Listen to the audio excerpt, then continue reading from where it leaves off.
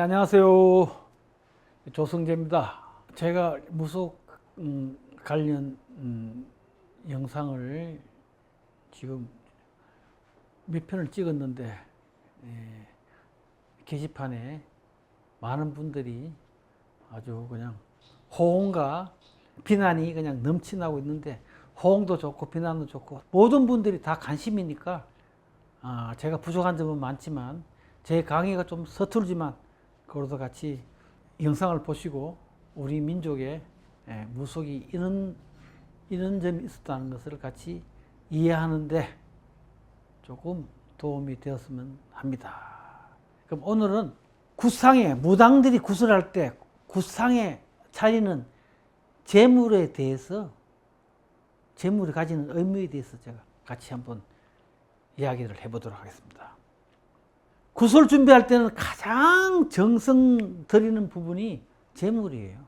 어떻게 재물을 어떻게 차릴 것인가, 이렇게 같이 많이 고민을 하죠. 그렇지만 구상에서 가장 많은 부분을 차지하는 것이, 재물 중에도 차지하는 것이 가일과 떡이에요. 가일과 떡입니다. 떡에는 종류가 다양하게 많죠. 일월떡, 칠성떡, 별상떡, 대감떡, 가망떡, 해떡, 달떡, 천두떡, 뭐 이렇게. 우리 일반 떡집에서 파는 시루떡, 인절미, 절편, 두텁떡 이런 거하고 조금 차이가 있죠. 일월떡은 해와 달을 의미하는 떡이고, 칠성떡은 북두 칠성시를 의미하는 떡이고, 별상떡은 별상님을 의미하는, 별상신을 의미하는 떡으로, 소위 말해서 흰 백설기에 콩을 섞은 거예요.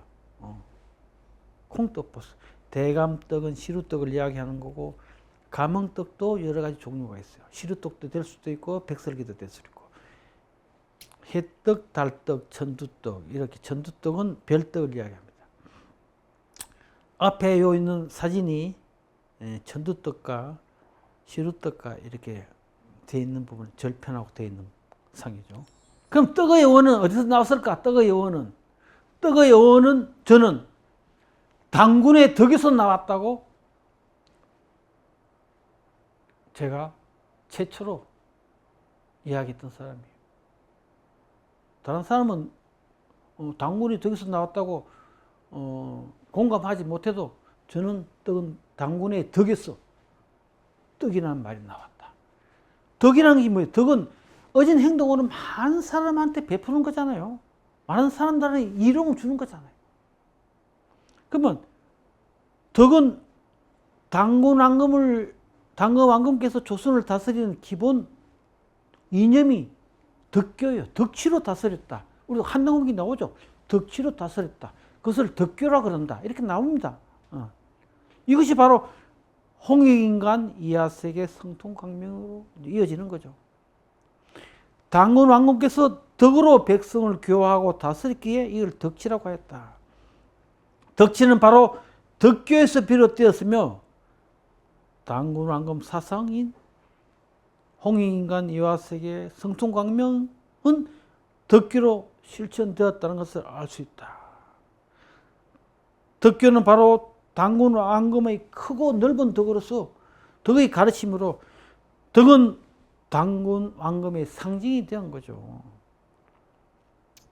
홍익인간이란 바른 뜻은 널리 사람과 사람 사이를 널리 이롭게 하자. 사람과 사람 사이를 널리 이롭게 하는, 널리 사람을 이롭게 하는 게 아니라 사람과 사람 사이를 널리 이롭게 하는 거죠. 이 보편적인 가치입니다.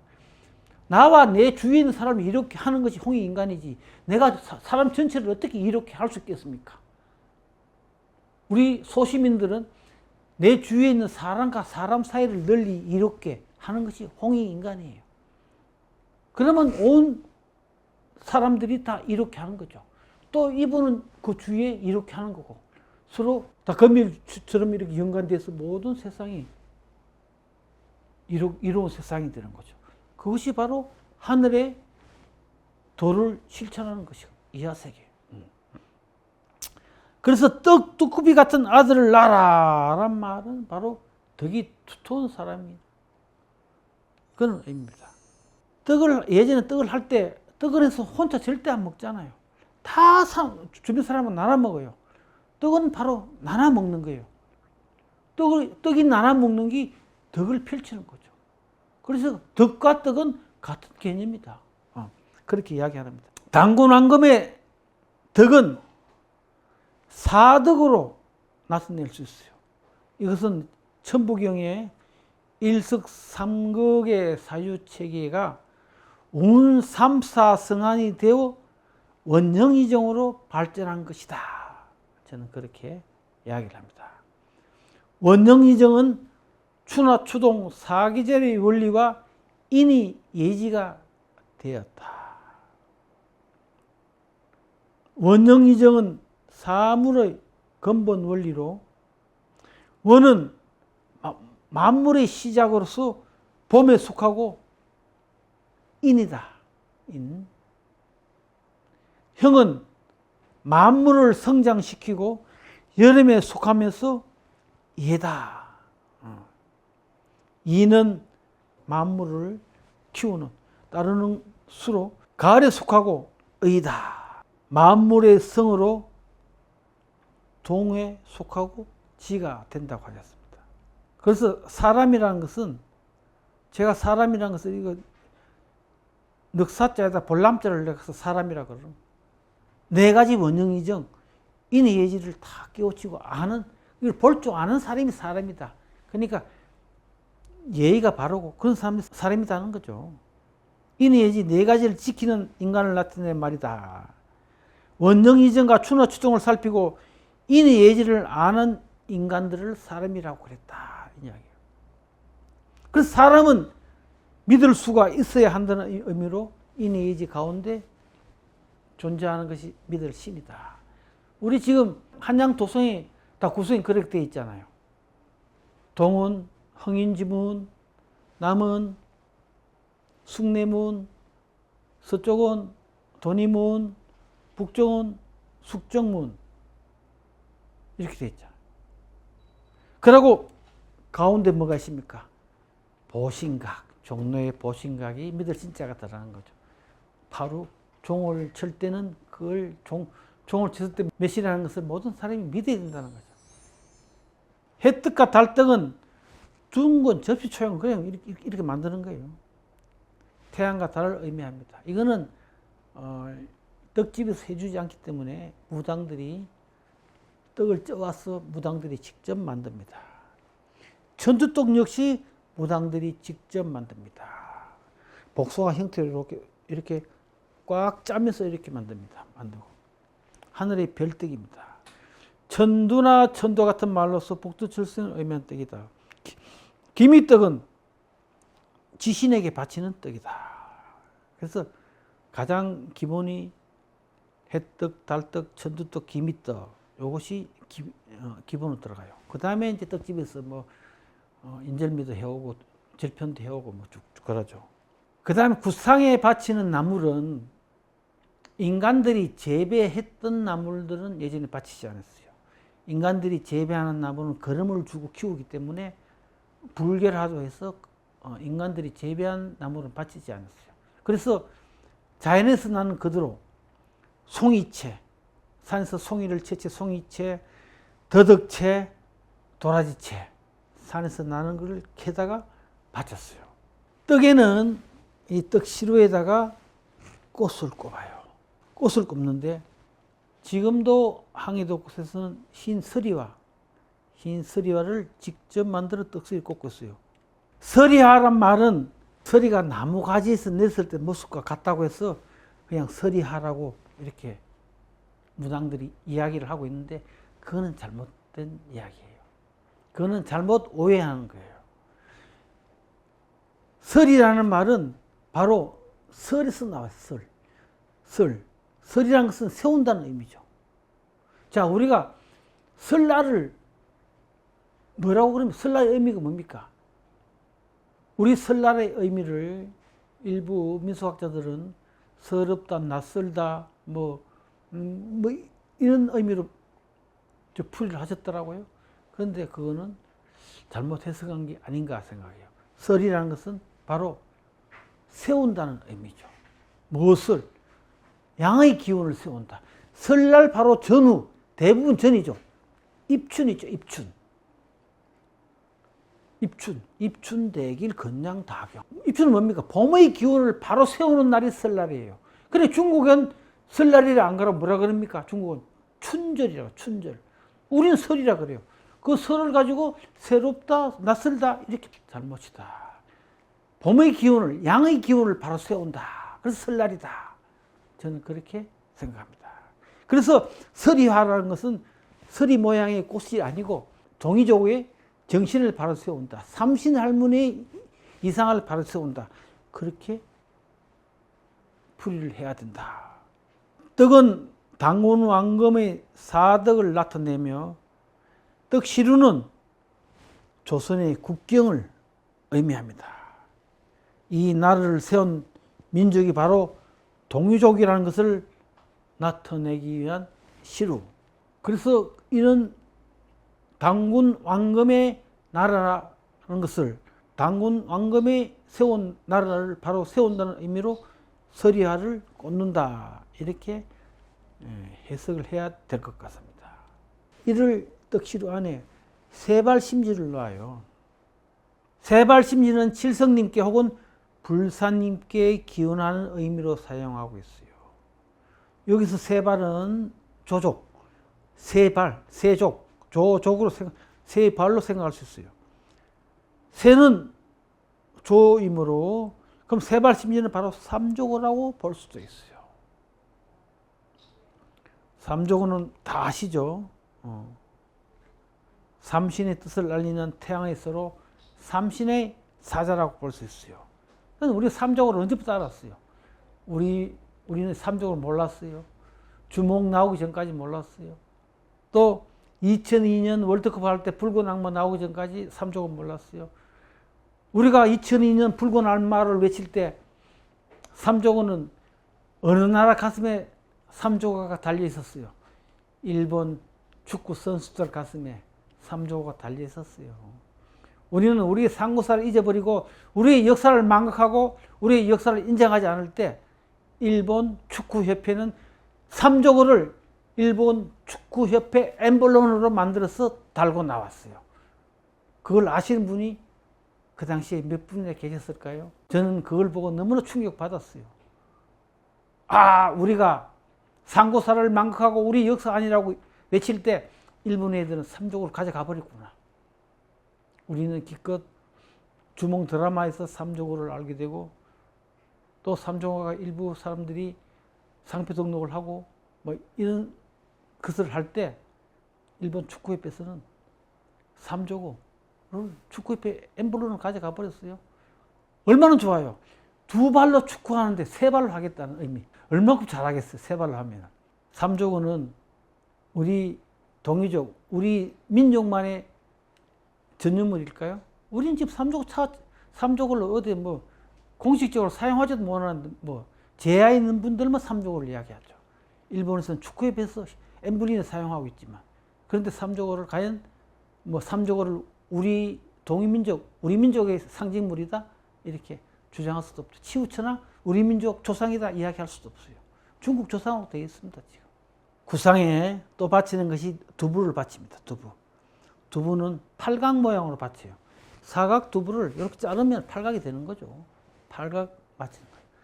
그것도 그 위에다 세발 심지를 올려서 팔각이라는 것은 아무나 짓지 못하는 집이에요. 팔각정자나 팔각집은 임금이나 천자들만 짓는 거죠. 아무리 권문 세가를 하더라도 팔각을 지을 수 없었어요. 아, 나 한 이상 못 짓는 거와 똑같은 것은. 팔각. 하늘에 제사를 지내는 장소에만 팔각을 사용하는 거죠. 그런데 두부를 바치는 이유는 뭡니까? 두부는 부정을 없애기 위해서 바치는 거예요. 두부의 원료는 콩입니다. 콩의 원산지가 어디입니까? 미국? 멕시코? 콩의 원산지는 바로 연해주입니다. 연해주. 만주 땅.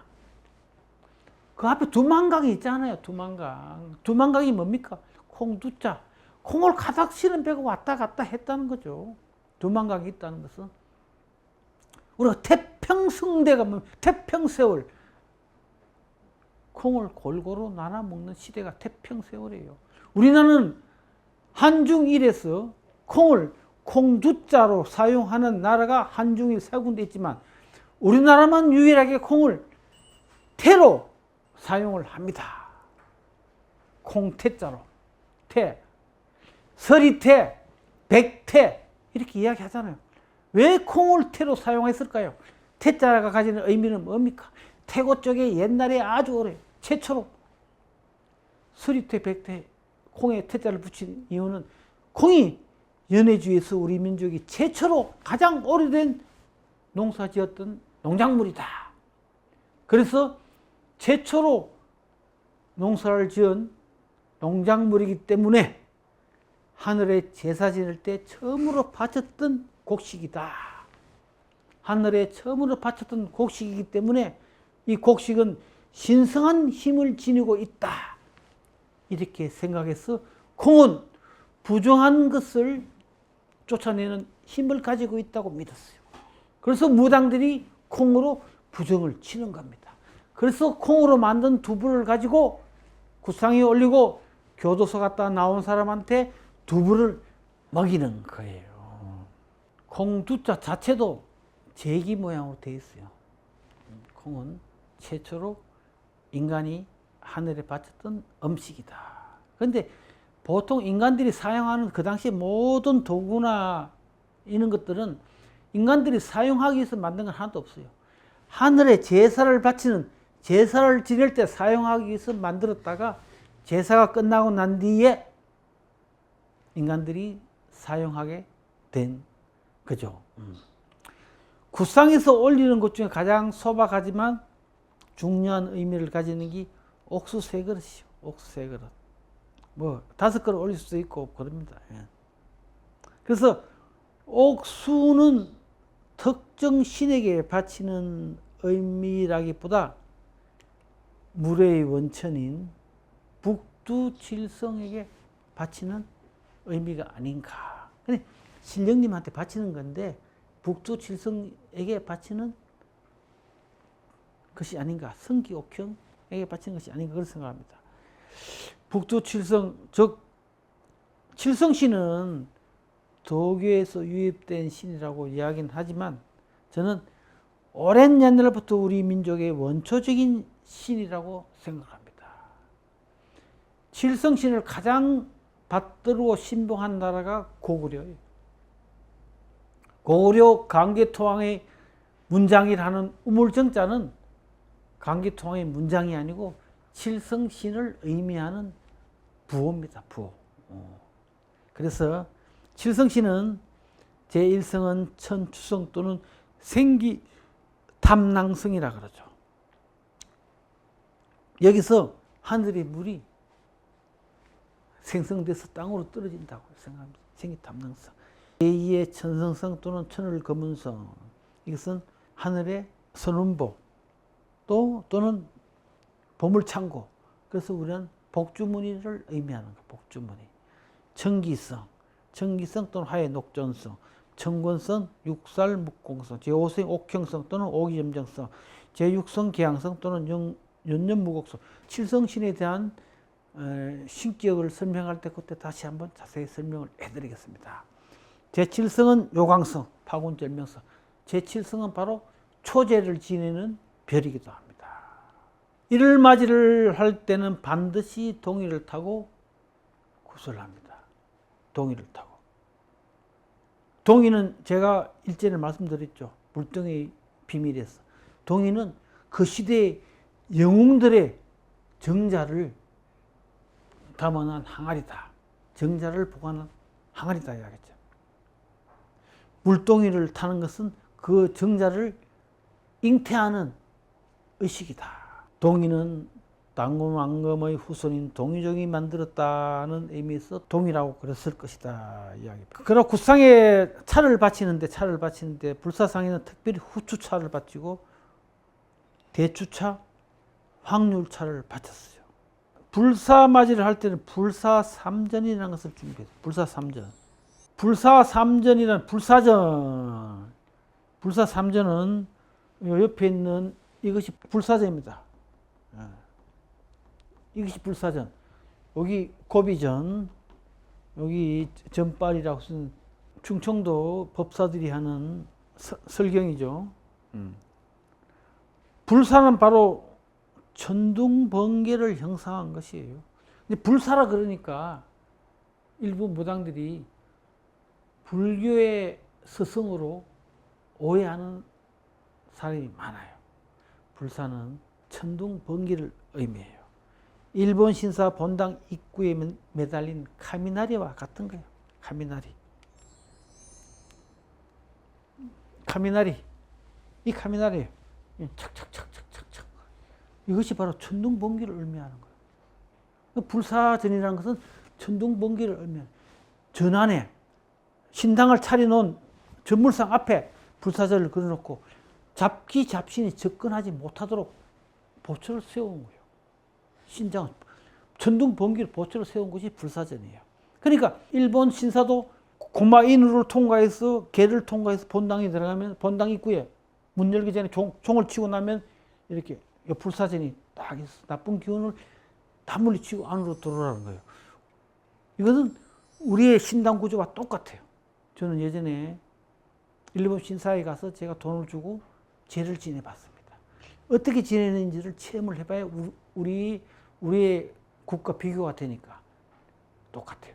불기 세 개의 생미를 담고 흰꽃갈 세 개를 접어 올립니다. 이렇게 불기 생미를 담고 흰꽃갈 세 개를 이렇게 접어 올려요. 살은 우주 근원의 씨앗의 원천이다. 살은 인간이 재배하는 곡식 중 가장 어떠므로 지수화풍의 작용에 의하여 자연이 만드는 최고의 걸작품이라 그래요. 껍질은 노란색이나 속알은 흰색이다. 흰색이란 지구의 모든 색깔을 혼합하여 만들어낸 완성된 색이다. 그래. 우주 본연의 무시를 의미하기도 한다. 우주 본연의 무시, 처음 시작도 없는 것을 의미하기도 한다. 그런 의미예요. 다음 가일. 구상에서 가장 중요한 것이 가일이에요. 가일. 예일은 삼색실갈에서 밤대추 간만이 올렸어요. 근데 지금은 수도 엄청 많이 졌어. 엄청 많이 졌어요. 근데 먼저 감은 우리가 콩 심은데 콩 나고 파 심으면 팥 납니다 그런데 감 심은데 감이 안 나요. 감 심은데 놔두면 고얌이 돼버려. 감은 중간에 꺾어가지고 접을 붙여서 고통을 주고 심어야 감나무가 되는 거예요. 그래서 3 내지 한 5년 지날 때 접을 붙여야 감이 열리는데 이것은 바로 사람이 태어났다고 해서 다 사람이 되는 게 아니냐. 가르치고 배우고 아픔과 고통을 겪어야만 올바른 사람이 될 수 있다는 그런 의미로 감을 바치는 거예요. 생가지를 칼로 째서 접 붙일 때 아픔은 이런 것을 우리가 인간 살아가면서 온갖 겪는 아픔과 고통, 좌절을 이야기하는 거죠. 이런 걸 겪어야, 아픔을 겪어야 선인들의 예지를 이어받을 때 비로소 하나의 완전한 인격자가 될 수 있다는 것을 감을 바치는 거예요. 밤은 다른 식물의 경우는 나무의 길래 첫 씨앗은 땅속에서 썩어서 없어져 버리고 새싹이 나요. 근데 밤은 이 밤나무가 커서 첫 밤이 열릴 때까지 이 씨밤이 안 떨어져. 이거는 조상의 근본을 잊지 말아라. 밤은 땅속에 씨밤이 생밤인 채로 뿌리에 달려있다가 나무가지가 자라서 씨앗을 맺어야만 씨밤이 썩는 거예요. 밤이 열려야만 씨밤이 썩는 거예요. 그래서 밤은 자기와 조상의 영원한 연계를 상징하고 자손이 수십 수백 대로 내려가도 조상은 언제나 자기와 연결되어 함께 이어간다는 뜻이다. 밤은 조상을 상징하는 거예요. 그래서 신주를 꺾을 때 신주는 밤나무로 따듬는 이유는 바로 여기 있어요. 밤은 조상의 상징이기 때문에. 대추는 꽃이 하나 피면 꼭 열매가 하나씩 열려요. 헛된 꽃이 없다는 거죠. 그러니까 사람이 태어나서는 반드시 자식을 하나씩 낳고 죽어야 된다는 그런 의미야. 그래서 제사상에 대추가 첫 번째 자리에 놓인 거예요. 자손의 번창을 기원하기 위해서. 대추나무는 집 밖에 안 심잖아요. 집 안에다 심어요. 집 울타리 안에다 대추나무를 심어요. 자손의 번창의 가장 큰 의미예요. 엄청 많이 열리니까 그리고 태양을 상징하는 사과, 달을 상징하는 배, 사과도 예전에 우리 사과가 아니었죠. 능금이죠, 능금. 사과는 일제시대 이제 들어온 거고, 이제 교잡을 해가 사과가 된 거. 예전엔 능금이었죠, 능금. 배도 마찬가지고요. 그런데 밀양 박씨 문중에서는 이걸 조금 달리 해석을 해요. 대추는 씨가 하나인 과일인데 열매에 비해서 씨가 엄청 크잖아요. 대추는 이만한, 씨가 이만한 크니까 왕을 상징한다, 왕을. 왕이 너무 많이 달리면 시끄러워서 안 돼. 그 다음에 밤은 한 송이에 세 알이나 세 톨 정도 있으니까 삼정성을 의미한다. 배는 시가 6개로 6판서를 의미한다. 감은 시가 8개니까 팔방백, 각도의 간자사를 의미하기도 한다고 합니다. 이렇게 과일이 가지는 의미가 밀양 박씨 문장하고 좀 차이는 있지만 나름대로 그 과일을 바치는 의미는 다 있습니다. 예전에는 특히 양반집에서는 땅으로 기는 채소나 과일은 바치지 않았어요. 그 말은 뭐냐? 참외나 수박이나 이런 거는 바치지 않았어요. 반드시 제사상이나 전물상에 바치는 과일은 나무에 달린 과일만 바쳤다는 거죠. 인간들이 거름을 주지 않는 나무를 바치듯이 과일도 역시 땅에 기는 나무가 아닌, 과일이 아닌 나무에 달린 열매만 바쳤다는 것을 알 수가 있습니다. 네, 이상으로 전물상에 바쳐지는 제물의 음식의 의미에 대해서 함께 이야기를 해봤습니다. 네, 감사합니다.